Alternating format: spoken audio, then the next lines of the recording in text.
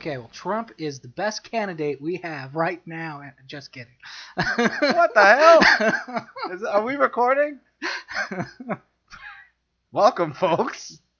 Oh, that's our joke. Trump's the new Michael Bay for us on this show today. Yes, he is.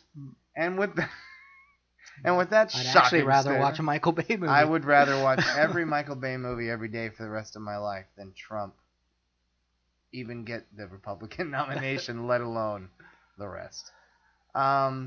Which leads us to hello, folks. Hello. We are, 'tis the season, as I've been saying, so we are going to, it's the political season, political theater. Mm-hmm. It's political madness is what it is now. So we thought we would do a show about Hollywood's take on the political circus.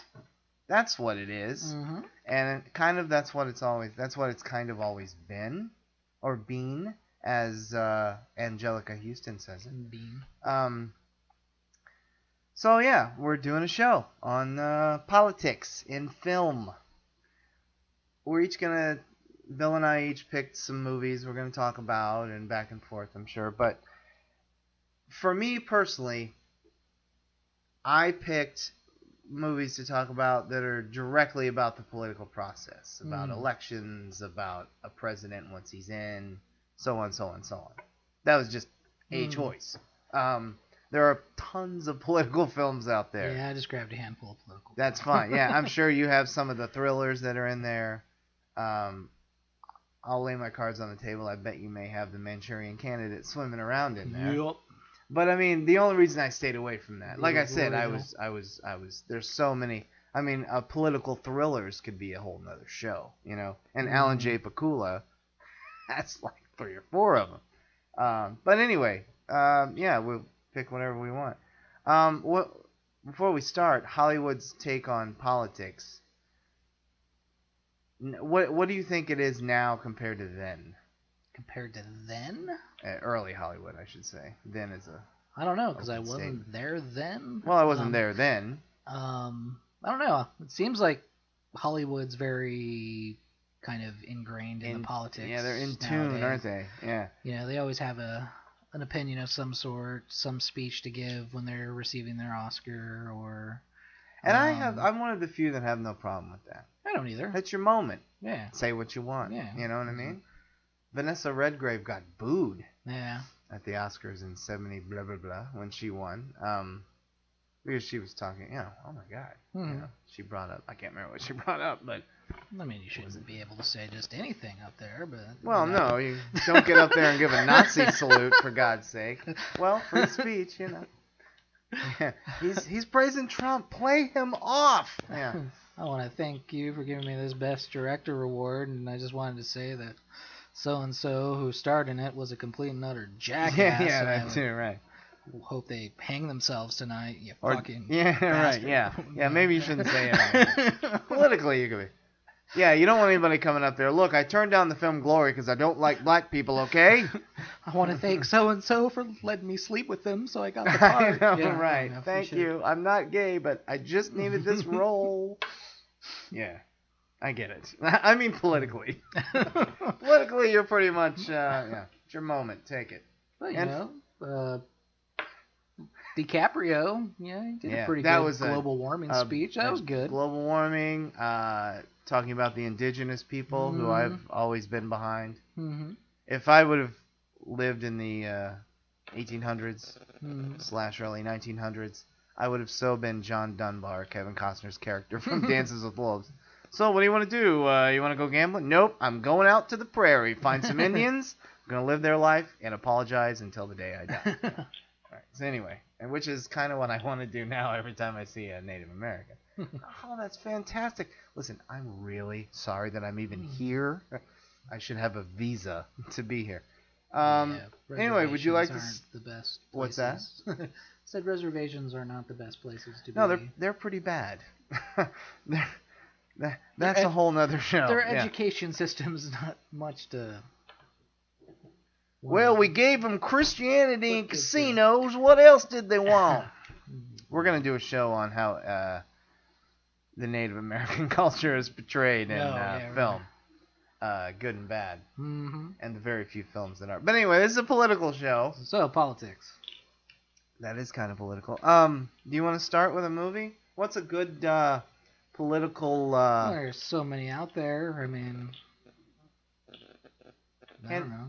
All the President's Men. All the President's Men, my 5th favorite film of all time. For those of you paying attention. What do you know about it? It's all right. No, All the President's Men is fantastic, and that is one because it's kind of a thriller. Mm-hmm. That's one that I put on there. And what makes, and I said this, I'll speak very briefly because I said it on my top 5. What makes it such a brilliant movie, besides every single solitary millisecond of it, is that we know step by step everything that happened. We know the outcome. We know what they did to get it. We've read the books. We've seen the interviews. And that movie is a tight, edge-of-your-seat thriller at times, you know? But yeah, that was probably would you say that's the first movie to really, deal with something recent political scandal? I mean, there were movies that touched on it. Mm-hmm. There are movies that are based on this scandal or that scandal politically, but they, it's a fictional character in a fictional state and blah, blah, blah. Yeah. Would you say that All the President's Men is the first one? And it was made, what, 3 years after, or 2 or 3 years after everything went down? Yeah, it was 76. Yeah, it was 76. I'm not sure exactly. Nixon resigned in 75 or 4? I'll say 4. Correct me if I'm wrong, people. But you were around. What's that? I said you were around. Oh, that's right. I forgot. I'm an old man. I wasn't even a... But I think that was the first one to really handle something that just happened, mm-hmm. and do it in a real way. Don't fictionalize it. And mm-hmm. Yeah, that's a masterpiece. And it was a big hit and was beat by Rocky as Best Picture. But we won't. That's another show that we've already discussed. Well, I think you started getting around that period of time was when they were starting to televise stuff. So I can kind of see why that would probably be one of the first ones. Because I mean, yeah. Plus Nixon's very public resignation. It was more the end of the '60s, but you had Vietnam being broadcasted. You had a lot more images being put onto television than you did beforehand. Yeah, you're right. Within the political process. So yeah, you're right. That helped. Yeah, the Vietnam, for lack of a better way to say it, mm-hmm. that helped. Yeah, I guess the Vietnam War was really first televised war. And then the Gulf War was actually scheduled in the TV guide, if anybody remembers that. Mm-hmm. Oh my God. Anyway, that's it. But no, it's a brilliant film. You're a fan, right? Mm-hmm. I haven't listened to our top 5 show since we recorded it, but yeah, no, it's great, and it was a huge hit. I'm glad that America embraced it because they were still riding the wave of Watergate and Nixon, right. And it was just starting to crest, Mm-hmm. And yeah, All the President's Men. That's a good start. Alan J. Pakula did his other political movies are thrillers. Mm-hmm. I don't know if you have them on there. I don't have them on there. I'll go way back. That's Pakula's family calling in to thank us for bringing him up on the show. I'll go way back to 1939. Wow. That's way back. Frank Capra. Mm-hmm. Probably one of the best known movies about the political quote-unquote theater. Mr. Smith Goes to Washington. Mm. You've seen it, right? Mm-hmm. Yeah. I'm a film connoisseur. I'm a student of film of all type. Frank Capra is a hard pill to swallow for me. Mm-hmm. I understand Capra-esque, and I understand what he does, and he is was a great filmmaker, but it took me years to like It's a Wonderful Life. Mm-hmm. I'm talking, I watched it this past Christmas 2015, and it finally got into me, mm-hmm. and I've seen it probably 15 times. Frank Capra is a hard pill to swallow. That's 15 more times than I've seen it. Really? You only seen it once? I've never seen it. It's a Wonderful Life? Yep. Well, a few months ago, I would have said, no biggie, don't worry about it. But now, get thee to It's a Wonderful Life. Mr. Smith Goes to Washington is very Capra-esque. Mind you, 1939. You know, Jimmy Stewart, idealistic governor, runs for governor. He's appointed governor of his state as a joke because he's kind of a, oh gosh golly, Jimmy Stewart in 1939. That tells you everything about his character. He was Jimmy Stewart in 1939. I just don't know. Yeah, oh my God, this place sucks. but he once he gets in, you know, well, I'll do a good job, you know. Then he sees the corruption and, you know, fights it, and of course, and this is where, in every political film that has a big speech in front of Congress, this is where that all started, because he has his big final Capra-esque moment. It's a good film. It's a really good film. And I have to, when I'm watching it, I have to keep telling myself, it's 1939, it's Frank Capra, it's Jimmy Stewart. You know, I have to keep telling, it is a great film. I like it a lot. It's very, very sweet. You know, everything's wrapped up in a nice little bow like Frank Capra does. And I shouldn't knock Capra, but yeah, it's a good film. You don't remember that much, you say? Not that much. Yeah, it's a good film. I like it. But everybody who has an interest in the way they show politics in films should definitely see that, because that's really the first big. I mean, there were a couple, you know, but that was the first big one, you know. Little man against the big Congress, and yeah, it's in a very Capra-esque way, my friends. Very good. Yeah, you got another one? You want to throw on another one? Well, I know you didn't throw it down there, but 1962, The Manchurian Candidates. There you brought go. it up at the beginning. That's a great film. Yeah, a classic, an all-time classic. The great Yeah. John Frankenheimer. Definitely much better than the, what was it, 97? Oh, God. No, 2004. The remake? Yeah, was it 2004? Yeah, 2004. The remake had one of the best casts. Denzel, Meryl Streep, Jeffrey Wright, Liev Schreiber. It was directed by one of the best directors working, Jonathan Demme. Just a complete piece of crap from beginning to end. But anyway, that's all we need to say about that one. No, the original Manchurian Candidate is phenomenal. Phenomenal. People talk about great screen villains. Nobody ever brings up Angela Lansbury. You know, selling her own son out. Well, quote unquote, yeah. And kind of a little bit of Oedipal thing going on. A little incestuous love there for Mr. Harvey. Lawrence Harvey, the great Lawrence Harvey. But anyway, it's your pick. Go on. No, keep talking. No, yeah. He's like, here, I'll feed you this. Go. No, it's could it be the great political thriller of all time? I think so.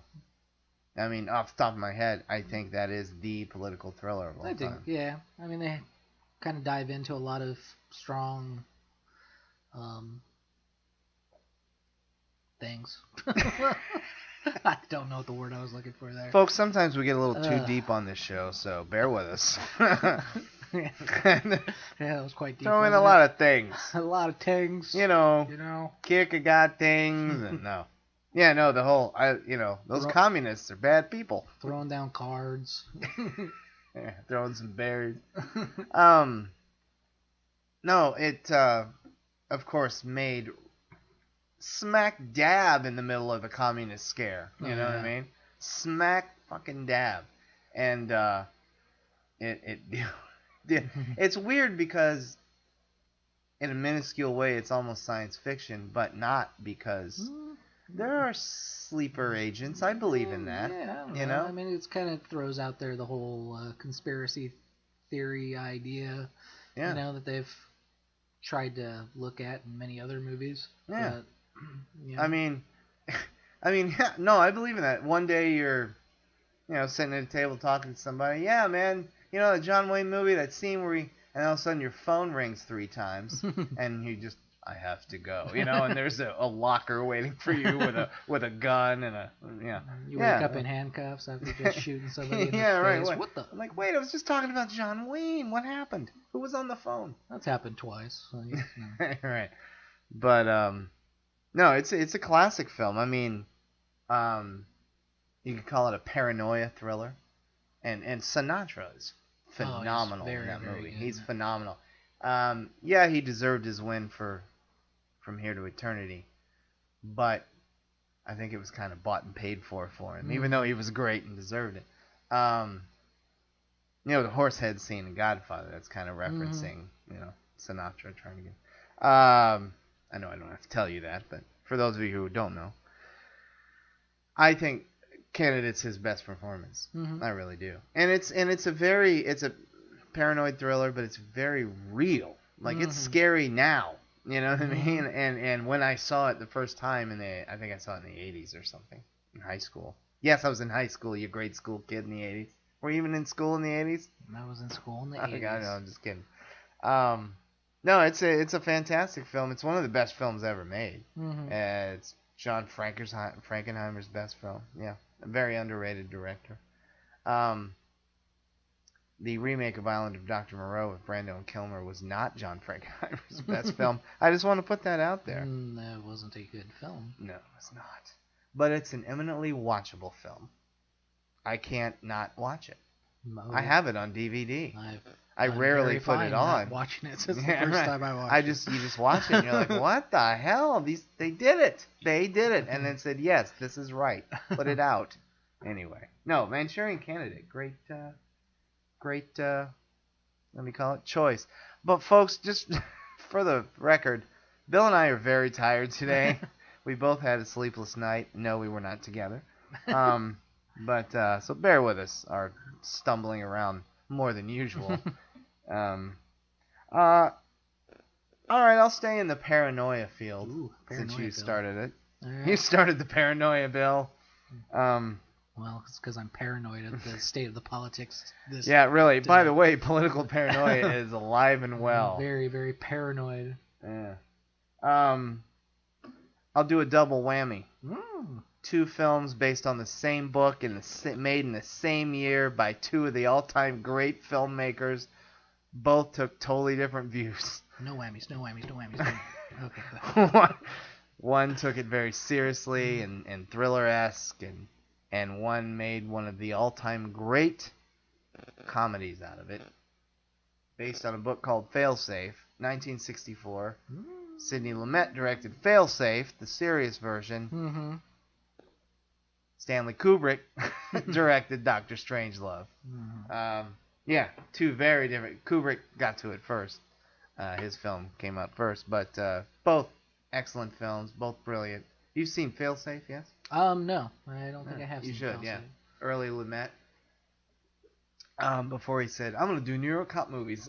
No, it's a great film. It's the same plot. They're based on the same book. There's a mistake. Missiles are launched. We got to stop it. Only, it would be fun even if you don't watch the whole movies back to back. Watch the scene where Peter Sellers has to call the Russian premier. It's one of the fun. The scene.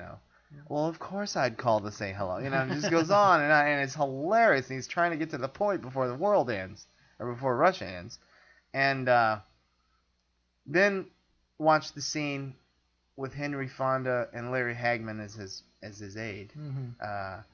Get on the phone to the Russian premier in Failsafe. It is one of the most dramatic, nail-biting moments you'll ever see. You know what I mean? They're both brilliant films. We talked about Strangelove on the Kubrick show last week, so I don't need to bring that up again. But no, Failsafe is very powerful, and they both have the same kind of ending. LL. Failsafe. Failsafe. I don't want to. Spoiler alert. Failsafe was made in '64. Manhattan's destroyed, and Strangelove, the world is destroyed, and there's no end music over the credits in the end of Failsafe. There's the sirens, and they show the city, and then the cloud, and then empty, quiet credits. It's a powerful ending. But what makes it the difference, and it sticks to the book here, the difference here is the only way to get the Russian premier to not start World War III, he says, okay, but it's too late to stop their missiles, so Moscow's gone. are going to be gone. So he says, all right, well, we need to take one of your big cities. So we're taking New York City. And the president's wife is there doing stuff. And he has Henry Fonda, again, is the president. He has, sorry, I'm getting quiet here. He has no choice. No choice. And that makes it even more powerful. Right. And then and it's all these quick cuts of Manhattan as the and then quiet credits. It's just some of the most powerful filmmaking. It's Sidney Lumet, for God's sake. It's a great film. Yeah, so a fun double whammy. Same year, based on same book, released within 5 months of each other. Dr. Strangelove and Failsafe. So which one was the comedy? That was Fellowship. Right. And I'm telling you, when Henry Fonda decides to kill his wife, I swear to God, I was crying laughing. All right. You want to throw out another? Sometimes you just gotta laugh at your wife being blowed up. Right. One of my favorite political movies was, I believe, 2000 with 13 Days. Oh, that's a good one. I don't think I put that on my list. What's wrong with me? That is one of my favorites. That is a fantastic film. Kevin Thank Costner. you. And the two guys who played the Kennedys. Bruce Greenwood killed it as JFK, and he was nominated for an Oscar. And the guy who played Bobby was also really, I can't really remember good. who played Bobby. Yeah, I can't either. I'll have that answer for you in a minute as you continue. But no, really great movie about the Cuban Missile Crisis and their, and their problems. Their problems they have to deal with within those stinking 13 days of worrying if, Cuba's going to launch missiles and people freaking out and the whole building the bomb shelters and... Costner. Greenwood and the soon-to-be-named other guy who played Bobby Kennedy. Was it Kevin Anderson? No, that was in Hoffa. Never mind. Mr. Hoffa. But Kevin Costner was great, too. His Boston accent might have been a little too much, off. Everything was yaw, but... it was very Tom Hankish in Catch Me If You Can. Yeah, even though I'm a fan of that film. Oh, I love that film, too, but in terms of Boston accents. Yeah, you're right. Knock, knock. We gotta get him. Yeah. But no, Costner's wonderful. Oscar wonderful. Maybe not. Maybe he didn't get a nom because of his... But I'm glad they nominated Bruce Greenwood, who is an actor who does fine work. And nobody knows his name. They're like, hey, wasn't that the guy in? He's one of those guys. Well, because he looks so much the part. He looked exactly... When he's got his head that guy down would play and JFK really well. He really does. That's what you think of when you see him in other things. Yeah. He'd be a really good JFK. Yeah, he's... Oh, that's right, he was. He was JFK. No, it's fantastic. It was directed by Roger Donaldson, a great Australian actor. He didn't, or director, mind you. He did No Way Out, most famously with Kevin Costner, and he's kind of petering out these days doing action flicks. But he did a couple of great Australian movies, Smash Palace, and the other one's not coming to mind, so forget it. But yeah, Roger Donaldson's a great director, and this is it was his last great movie. He was fantastic in it. He was. So, is there anything else you'd like to say about 13 Days? No. No. Are you sure? I'm pretty positive. I think you should say something about Stephen Culp was the guy who played Robert Kennedy in 13 Days. I wanted to see you sweat. Exactly. Thank you. Yeah, he's a cheap actor. He was good though. He was good in this. He's kind of a TV-ish actor, but he was good as Robert Kennedy. Damn it! As you folks I'm well gonna know, keep this under an hour. As you folks well know, I don't usually forget a name, so I was freaking out there. Sorry. All right. Well, no, that's a good choice. Maybe the only movie that wasn't a TV film. I almost put a couple TV movies on here, but then that's kind of their own category. The Missiles of October. I say missiles My wife makes fun of me. I think Missiles? that's how you're supposed to pronounce it. Missile? It's the Kings. It's a missile? Missile? It's a missile. That's if you take the last I out, it's a missile. It's a missile. If you put the I in, it's a missile. Missile? Bloody hell, it's a missile! It's a missile. The hell are we talking about? I don't know. Cuban Missile Crisis. No, there's a great... Or the Cuban Missile Crisis, yeah. There's a great TV miniseries from the 70s with William Devane playing Kennedy, John F., Jack, The Missiles of October. A very good film. And it was one of the ones that they filmed it live. And, it's all on the spot, no retakes. It's really good. Oh, very cool. I don't know how anybody can find it, but if you can, check out The Missiles of October. The Missiles of October. But no, beyond that, I think 13 Days is probably the best film to ever deal with the Cuban Missile Crisis. Yeah. I think so. And Costner did a great job of trying to prevent Costner trying to prevent the missile crisis, and then he went and tried to investigate JFK's death. That's right, yeah. That's right, yeah. Costner's been a busy man. He likes the JFK aspect, doesn't he? Drop the Boston, get a New Orleans accent, yeah. Oh man, that's a show in itself. I didn't put JFK on here. No, it's not a political film. It is, but it is. It is, but that's not in the sense of what you were going for. Yeah, that and an Oliver Stone show will come up someday, as he is one of the finest. You got some great, assassination movies out there. JFK. There's a lot of good assassination, except Assassination with Charles Bronson, where Jill Ireland played the First Lady, and he had this. It was awful film, terrible movie. It was towards the end of his career there. Great presidential movies. Yeah. JFK, Lincoln, Nixon. Lincoln. I didn't put Lincoln on here. I don't know why I didn't put any biopickies on here, but I guess Lincoln isn't a biopic. Well, like you say, you were trying to go more for the process, and not necessarily. But if you think about it's got a president in it. Let's make it, Yeah, no, that's true. Yeah. Does that president in it? Put it on the list. No, great political film. What was it? Hunger Games. What was it? Washington is falling.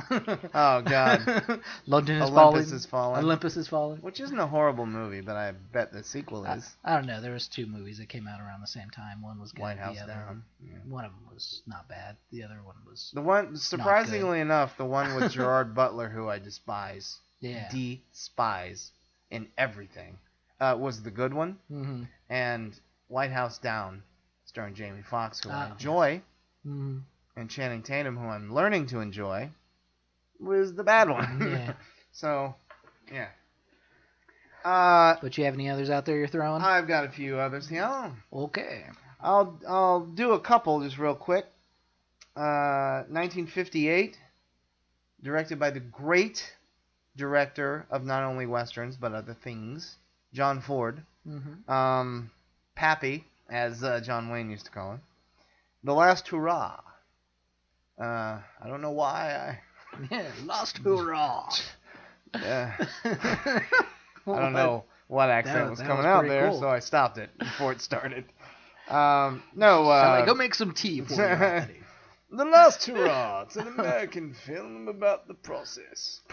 Welcome to widescreen BBC. All right, go ahead. American in their news stories with an up note. You ever notice that? Just real quick, Like, there were 4 people killed in an accident today. There were 4 people killed in an accident today. Which is how it should be. And also, they don't, in other news, after reporting a family being slaughtered, they don't say, and now, here's Julie to show you how to make cookies. Yes, well, you go down to show, some remorse instead of our American broadcasters that are like... No, I know. That's what I mean. It should be more like that. A family of 12 were killed today. Wow. Man, that must be awful. But not as awful as that snowstorm coming in, right, Joe? Tell us about it. Not as awful as those Bulls losing this weekend, huh? The Last Hurrah, 1958, John Ford. the great Spencer Tracy, in one of his better roles, and nobody talks about this. He's an aging politician in the South, trying it one more time against the young upstart with the new ideas and the blah and the blee, and he's the money guy, the new guy, and everybody's starting to, and Spencer Tracy's just trying to keep his campaign alive. And the old money is going to other people, and it's in the South, and there's lots of racial things going on with the other candidate. Like Trump, the candidate, oh wow, I just got this. The other candidate is Trumpish. Only not as bad. But yeah, disguised bigotry, basically. And so not Trump like Trump. Yeah, he's not disguising it at all. Whatsoever. But Spencer Tracy's trying to stay afloat, and it's a great film, and it's got a great ending. Spoiler alert: Spencer Tracy loses, and mind you, he's Thank you. No, you don't. Well, it's the damn title. The Titanic sinks. The title's called The Last Hurrah. God damn it! Don't tell me what happens in the movie. John dies at the end. Don't spoil it for me. What the hell are we talking about? But it's got a great last. He's fine with it. He's been struggling on. Then he realizes, I've done my time. I've done what I can do. The country's changing. The state's changing. I'm moving on. And he's walking across the park away from the hotel and all the and you can hear the celebration and the victory sounds of his. And he's just walking along with his hands in his pockets, off into political history. Great ending. Great movie, The Last Hurrah, 1958, and just. So does it start with him winning? Well, no, he's already there. Well, what was the first hurrah? He's been there, right? Yeah. I don't know. That's the prequel. It's coming up later. That wasn't. The last hurrah makes it sound like there was a hurrah. They're gonna make. You need to put that at the beginning of the film. Matt Damon, a young Spencer Tracy, the first hurrah. Gotta have a hurrah in there if it's the last one. The 70-year-old or the 60-year-old sequel, prequel. Doesn't seem like that should have been the name of the movie. No, it was the last hurrah. He gave it his old, Watch the damn movie. Moving on. Okay. The Best Man. Just give me crap. I know.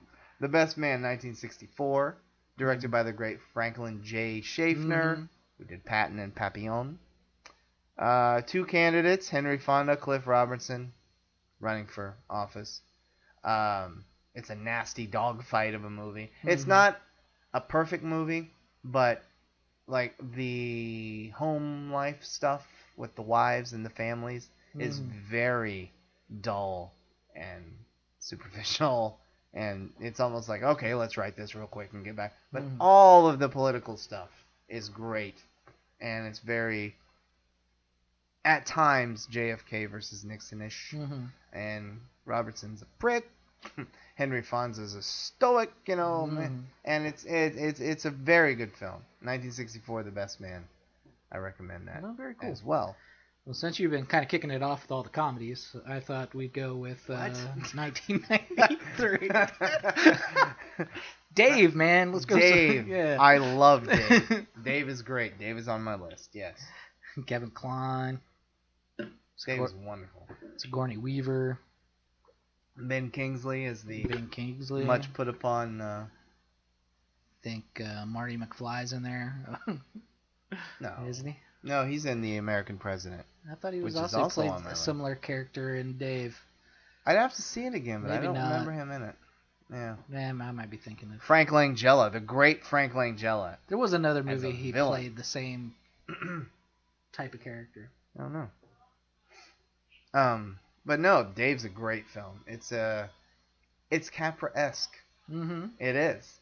I mean, he's an idealist, and he's for the people. The president is not for the people, and he gets in there and changes everything. Yeah, it's a great film. I love that film, directed by Ivan Reitman, who did Ghostbusters. Or Ghostbusters. I don't know why I went up on the Busters. Ghostbusters. Ghostbusters. I put the wrong. I can't remember the. I'm trying to remember a line, folks. Buster Never mind. Keaton. I'm too tired today. No, Dave's a great film. I love Kevin Kline is a great actor. He's given up on dramas, I think. He only does comedies, but he's one of the best comedians and physical comedians I've ever seen. He's amazing in that movie. Sigourney Weaver is amazing. Super sexy, but that's just me. Yeah, it's a great choice. Why was he in Las Vegas? Las Vegas? Mm-hmm. They were looking for 4 Oscar winners who were old. Yeah, but he's so not they that could old. Say, look at the. Well, you notice they made him grow his full white beard to make him look older. Compared to the other people he was he's acting only with, 64 or 5 maybe, I think. Yeah. It's like, why make him one of those? It would have put somebody. Yeah. No, it's. My brother's car was in that movie. Was it? Yeah. Right His 1955 Chevy. Chevy. They pass it when they. In the beginning with the kids, when they're the very brief of them being young. I saw it once. Man, my brother's car. Moved away. I'll if it's ever on, I'll try to see your brother's car. Well, since you led us to the comedies, and Zero Dark 30. I'll tell you. That's what you're doing. I tell you, when they broke in there and got Bin Laden in the head, I was guffawing at that point. Chris Pratt was absolutely hilarious in that movie. I forgot. There's one of 2 good Chris Pratt roles in my opinion. Haven't seen Parks and Rec yet. I'll let you know. Wag the Dog, probably one of my all-time favorite films. I think it's in my bottom part of my top 100 somewhere. That is so good. Timely, real. Oh my God. Directed by Barry Levinson, written by the master David Mamet. Mamet? Did I say Mamet? You said Mamet. David Mamet. No, oh Jesus, it's so good. Probably the last Oscar-worthy turn. Dustin Hoffman. What's his name? Robert De Niro. What's that guy's name? Or Anne Heche. She was wonderful. This is probably the last time all these people gave Oscar-worthy performances. She wasn't even nominated. Because I can't stand Anne Heche, just by the way. And not because of, just because she's not a very good actress. But she blew me away in that movie. She towered over those guys. She was amazing. I wanted them all to be nominated. I think Hoffman was nominated, but. Was he good? Yeah, what a timely movie at that, time. At that time? So timely? Folks, take a shot every time we say time. With time? It's so timely. Yeah. No, it's so funny. Side-splittingly funny at times. Just, and it's taken as humor, but I think that could happen, Oh, it has. I'm sure. What about the moon landing? Come on. No, Kubrick. Excuse me. I get choked up when people don't think we landed on the moon. I know. I'm just joking. Yeah. That's ridiculous. I know you are. Because the world is flat. His shadow's leaning over. Oh, shut up. The sun's over there. The flag's not waving. I don't know. Anyway. No, Wag the Dog is just, I can't tell you how many times I've seen it, and I laugh as hard every time. For those of you who don't know, the president gets a little handsy with a Girl Scout, right? She's 12 or 13. Mm-hmm. And to take the I'm laughing at the thought of it. To take the heat off of that scandal, because it's an election year coming up, they invent a war, but it snowballs and snowballs. They're green screening Kirsten Dunst. Yeah. She's like, "Can I put this on my reel?" Nope. So can I, list it on IMDb? Nope. You can never talk about this role. Yeah. And that's Hoffman's downfall at the end. No, it's just, whip smart, like Mamet's writing. That's the way Mamet writes. His words are like whap, whap, whap. It's such a good film. It's one of the best films ever made. It's one of the best films. It's in my top 10 to 15 of the 90s. And 97, it was my favorite film of the year. It knocked Boogie Nights out of the top spot for that year. Yeah, it's so good. It's brilliant. No, it's great. Thank you for bringing that up. No, I brought that up. You brought that up. It was on my list. Well, I was talking to myself. I'm glad that you brought that Thank you, Anthony. Thank you. You're welcome. Wag the dog. There you go. Wag. And may I just, while I'm on that, another brilliant political comedy that nobody really saw, even though it was nominated for Best Screenplay. And Veep, the wonderful Veep on HBO, starring Julia Louis-Dreyfus, is created and written by this guy, Armando Iannucci. In the Loop, 2009. Did you see that? He wrote and directed. Yeah, Brits and Americans trying to stop war in an unnamed, dusty, deserty country. And it's Brits versus Americans trying to get things done correctly. It is. Have you seen Veep?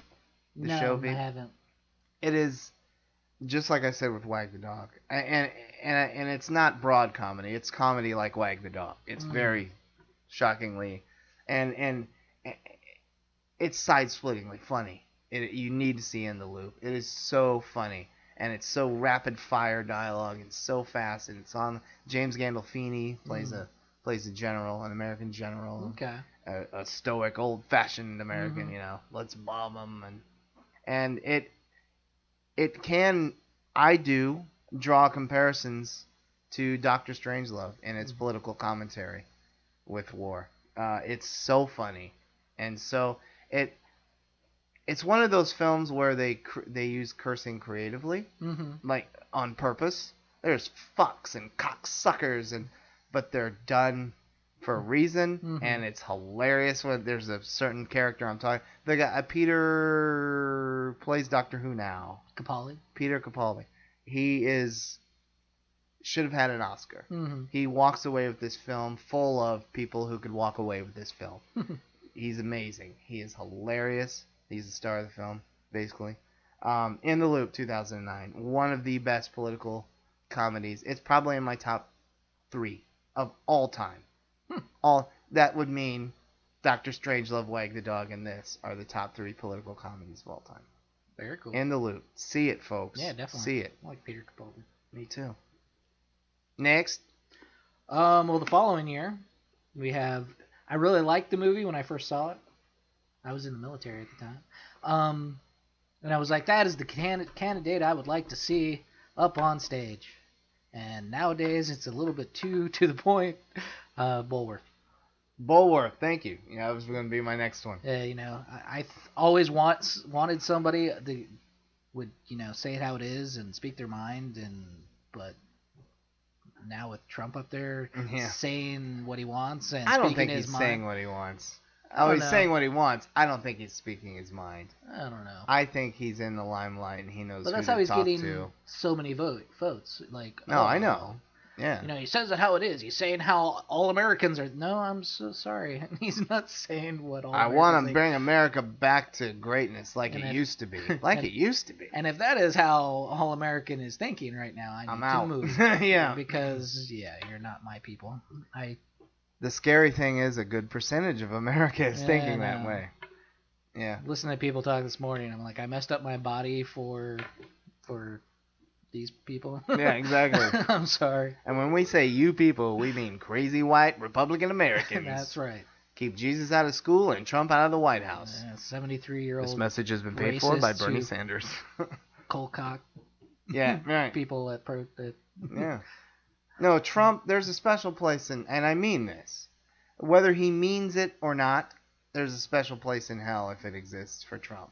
I want him sitting, smoking a turd in purgatory with Pol Pot and the rest of the fucking asshole. Don't dare it. We won't. All of a sudden. But no, Bulworth. Bulworth, yes. Bulworth. And quick shout out to, and I love saying this phrase now, Oscar winner Ennio Morricone does the score to Bulworth. Continue. But it's Warren Beatty. Warren Beatty. He's been around a long time. And directed. He's actually working on a Howard Hughes film. Oh, really? Yeah. And he wants to play Hughes.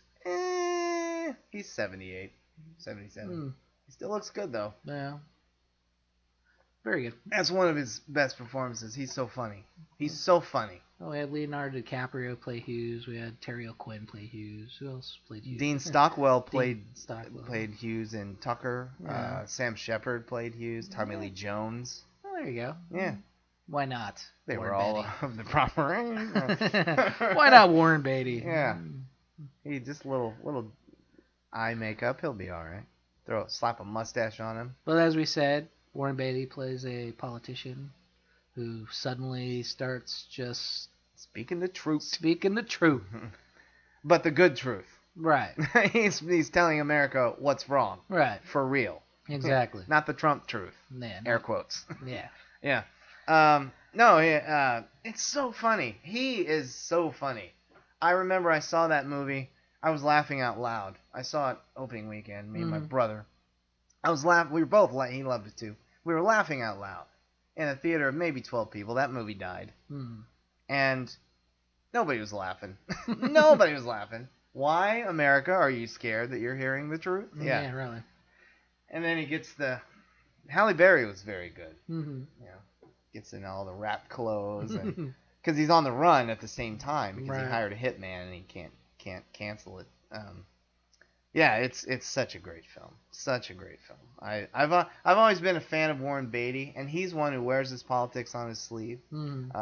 His politics sneak into his movies. There's some, again, another show, but another Pakula political thriller, The Parallax View, one of the best ever. Beatty, Shampoo, there's some politics in that.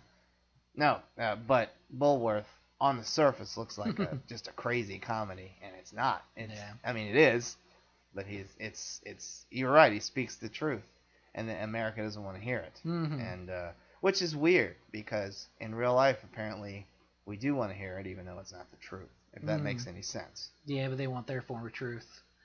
They want to hear their truth. They want to hear, They want a flag waving behind it. They want Jesus mentioned here and again. That's right. All Muslims are bad. And right. Mexicans rape people. See those 4 black kids standing over there? They're trouble. Throw them out and elbow them on the way out. Sucker punch them. God damn it. Did you see that? Yeah. 78-year-old guy. Sucker punched him. Yeah, was he 70? Yeah, he was twice. 70s. He was like, pop, pop. Yeah. And the young kid didn't do anything, which shows you, that kid could have just went, what the? You mother. Yeah. Say what? Yeah. This guy may be throwing me out, but you're not before you go down, you old son of a. Yeah. And Trump wants to pay for the guy's legal fees. What? Yeah. Do you think if that was a white guy getting thrown out, that good old boy would have sucker punched him? Oh no. No, not at all. No. He would have been get out.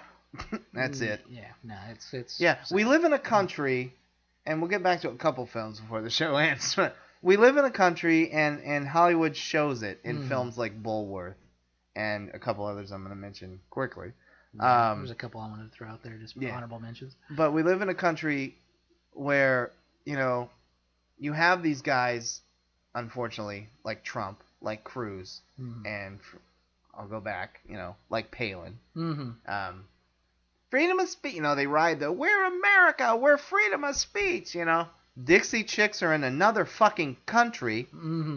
Whatever you think of their music, they're on another continent, and they say they're ashamed to be from Texas because of George Bush. People back here burn their albums and their sales go down for like a few years. Holy shit. Yeah. Yeah, that's the kind of freedom of speech we want. We want, we don't, Yeah, freedom of speech. Why shouldn't we be able to burn the Quran? Of course, you grab, a Bible and rip it up and throw it into a fire bin. How many people out there is going to start and here's giving something you death threats? I'm not sure you'll agree on. And I don't mean, I'm curious to know your thoughts on this. I don't mean in protest. Jesus Christ, we're doing a serious show. How'd this happen? I don't mean in protest. I mean if it's, and I'll get to it, if it's old, tattered, and falling apart, and you happen to be having a bonfire that day, and you're going to throw it away anyway, can you throw your old tattered flag in there and burn it? I think that's what you're supposed to do. Yeah. I think it's always said that little ball, I don't know, I think it might be urban, but that ball on top of the flagpole is supposed to have like a match and something else. I don't know. It's supposed to symbolize something. Okay. But if the flag ever touched the ground, or if the flag is tattered or whatever, I think it's actually supposed to be, but burnt. Don't burn it in protest. What are you gonna do? Just I'm gonna roll it up and throw it in the garbage? No, it's I'd rather burn the flag. But and get rid of it. People are that crazy. They say don't burn in protest. And if I would say, well, it's all ratty and I'm having a bonfire, no, don't burn I the think flag. what it is if, you're just like, look America, and you throw it into a fire, or you're, stomping all over it, like those viral videos that were going around YouTube for a while. People, that's crazy. Piss on the flag.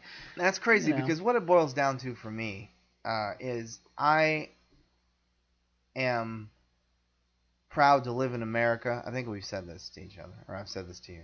I'm proud to live in America, but there are many times, and for a while now, I'm not a proud American because my country has lost its mind. So, whatever. That's another story. Don't worry about that one. No, we just lost 4 or 5 viewers. I'm not going to go out there and and execute people for speaking their mind and doing stuff to the flag. But it's a symbol. And symbols are powerful. Yeah, I understand. And to especially our military, brothers and sisters out there, they're fighting for that symbol. When I lived in Champaign, Illinois, for about 2 months, during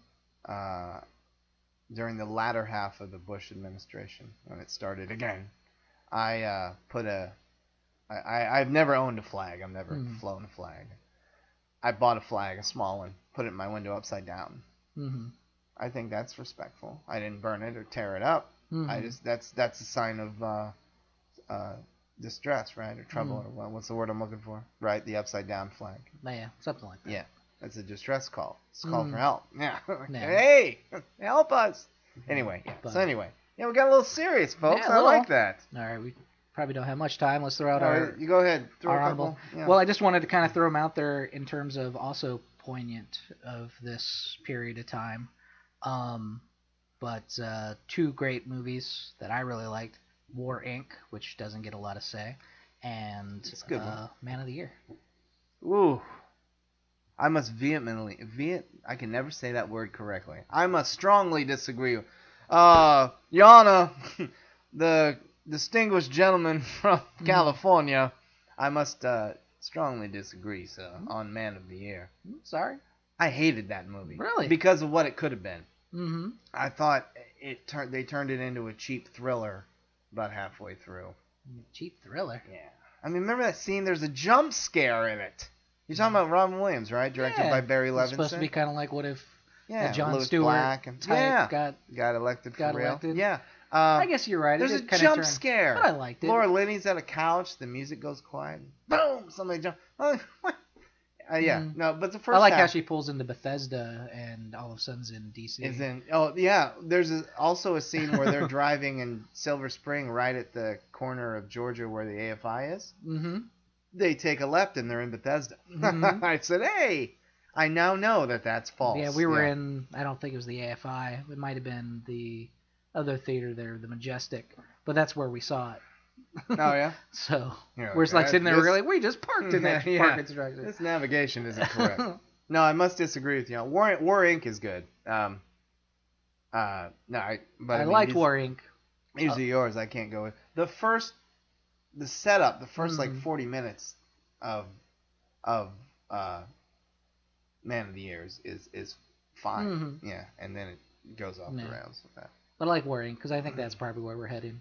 Pretty soon. I mean, we were even talking about in education how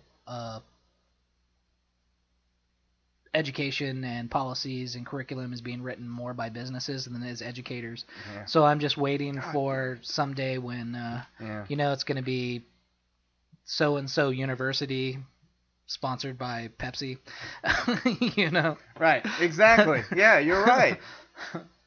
This textbook brought to you by... I was about to say, I was about to say, the history book is brought to you by Circle K. Go in and get some treats. But I want to throw out there because that's movies good. I don't think get a lot of play. And no, they both were giant flops. War Inc. was brilliant. War Inc. was. I felt that the government was going to come in and like drag me away after watching that movie. Yeah, I give it like 3.5 stars. I like it a lot. Yeah. Cusack is another actor who wears his politics on his sleeve, and I like him. I really like what Cusack has become. He could have just been, and he almost was. He was doing those bad romantic comedies for a while. And he does some bad movies, B-rated, kind of out there, but then he comes and does some really, really good ones. He's in Spike Lee's Chirac. Yeah, he's good. Couple of important ones I think we should talk about real quick, or throw out. The Candidate, 1972, directed by Michael Ritchie, who directed Fletch, one of my favorite comedies. The Candidate, 1972, starring Robert Redford and Peter Boyle. Robert Redford is a very small town, very Robert Redford-y, happy, for the people guy in this very small town in, I don't know, Oregon or somewhere.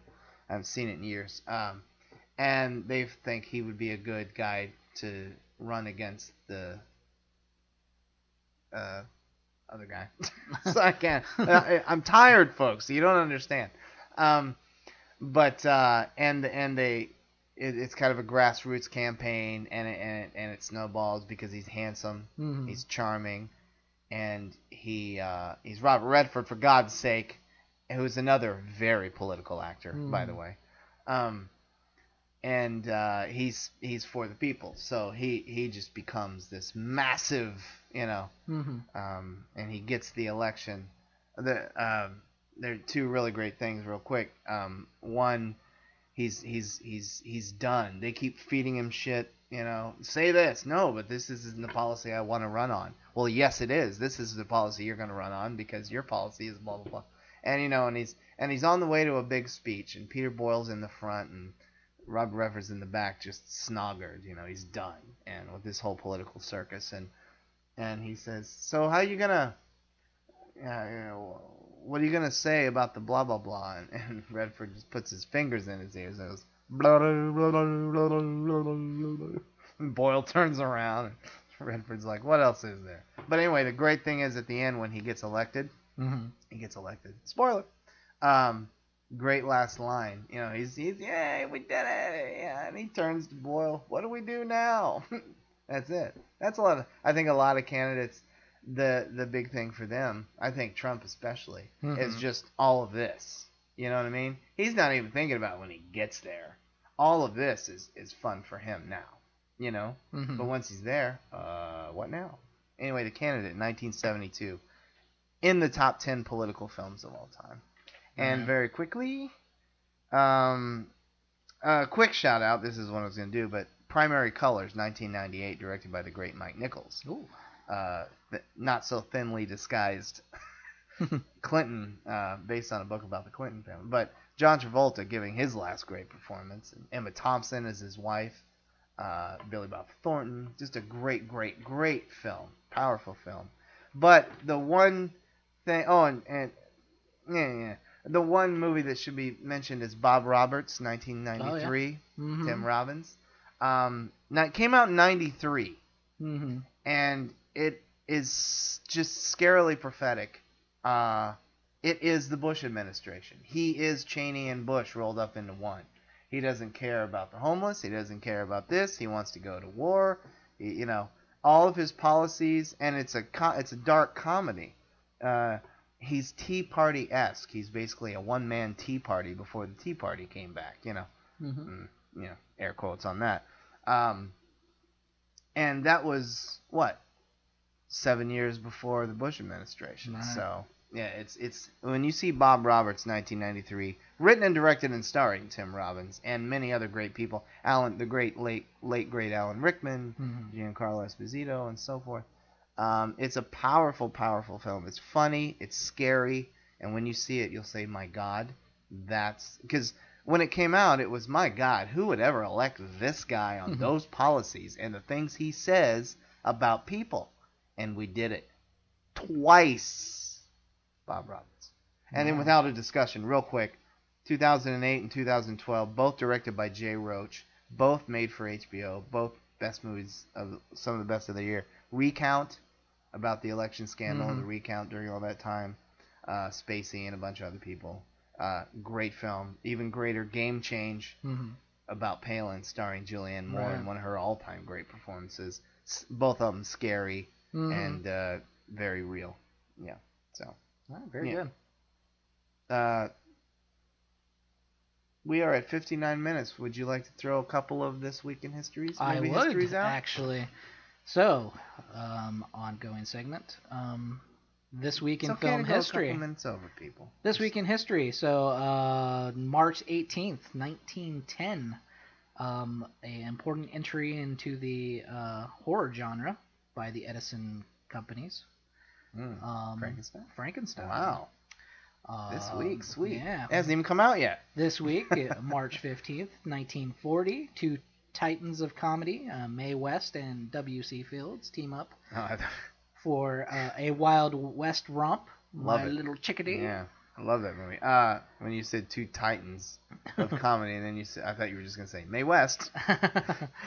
Thank you. Back to you. 1952, on March 20th, Humphrey Bogart won his first and only Academy Award. Oh my God! Why did it take so long? African Queen. For the African Queen.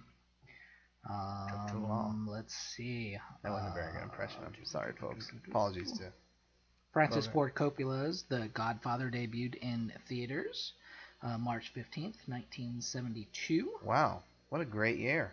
Yeah. I was 3. You were 3?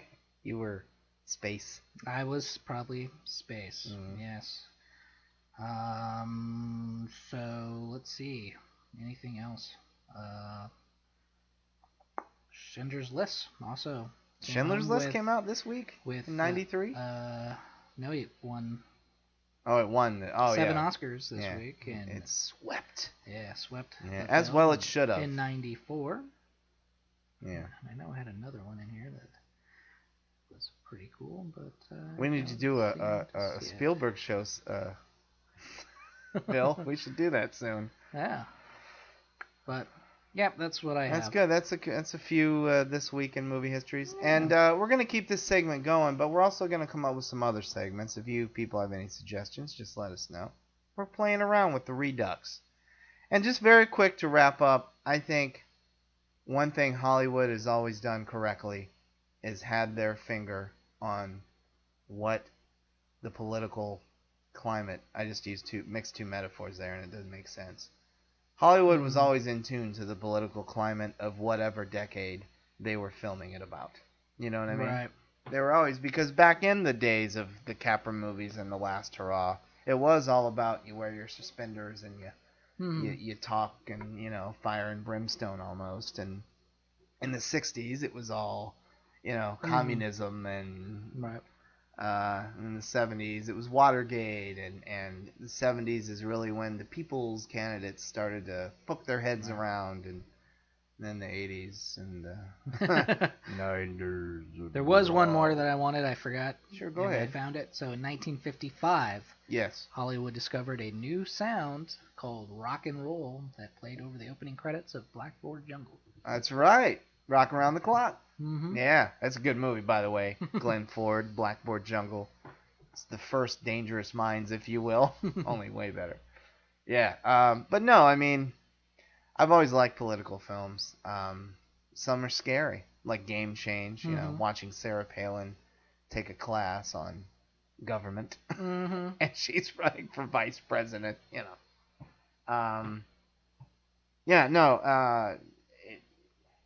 I was trying to pick a favorite political film of all time. I don't know if I can. I have to categorize them: political comedy, political thriller. But if I was forced to, I would say The Candidate with Robert Redford. Very cool. Yeah. So, this was a good show. Good show, a serious show. So, yeah, we're done. Let's get out of here. Let's get out of this studio. We have no topic for next week, so we will let you know. Yeah. All right. Might have a special guest. So I'm going to go to a rally and punch some people in the face. That's right. And for all of you, we don't tell you. Here's the problem with people voting. They're not voting with their hearts and minds anymore. You know, if I can quote a Vietnam phrase there. They're voting with I don't know. I hate to reduce everything to cliches, but they're drinking the Kool-Aid. Mm-hmm. That's all they're doing. They're not examining things. They're watching the talking heads on television, and I don't mean David Byrne. And they're you know, everybody says Fox News isn't news anymore. Well, it never was.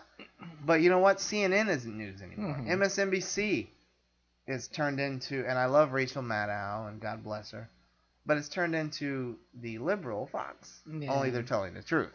But it's all, look at this idiot over here, you know. Well, we're still getting the same information that we normally did.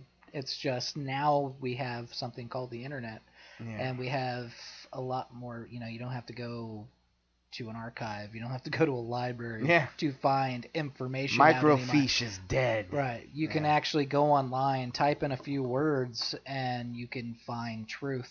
Yeah. And people are not even using that technology that is at their fingertips to go out and find the truth. They're just hearing people say it and go, oh, that's right. Yeah. That must be correct. Well, we want to kill Well, that guy has a microphone. People. People are cheering him, so he must be telling the truth. Yeah. Yeah, you're right. Yeah. And Bill O'Reilly's bullying me into believing this. Yeah. He's intimidating. So. Yeah. No, that's right. The country, I'm sorry, I love America. I love America. That's why I say the country is screwed up. Mm-hmm. We're in trouble, folks. We've been in trouble. Mm-hmm. Obama tried and did what he could. He wasn't a great president, but he wasn't a bad president either. Mm-hmm. I voted for him, thank you. We're in trouble.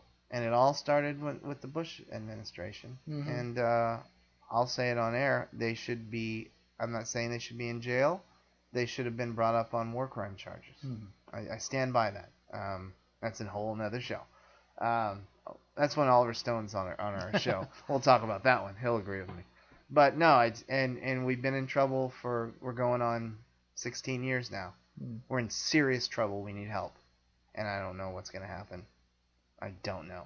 Yep. And just a shout out, a message to the people 25 and under. I love The Daily Show, or used to. I love Larry Wilmore, but that's not a news show. That's not where you get your news. However, you will get the truth from those shows. So, just it's sad when you can get your truth from a comedy show. Yeah. That is sad, right. So maybe I should retract that and say, watch those, because you will get the full truth, even over CNN. And I mean, what blitzer will put you to sleep, for God's sake? But no, we're in trouble, and I think the next decade of political films will show that. As they, like I said, they always have it right. It's one thing Hollywood always gets right is the political climate. So, and that's our show on politics. Yes. We left you with a askew view of America. You're welcome, folks. We'll be back next week with maybe a special guest and something. Mm-hmm. And I'm Tony. I'm Bill. See you.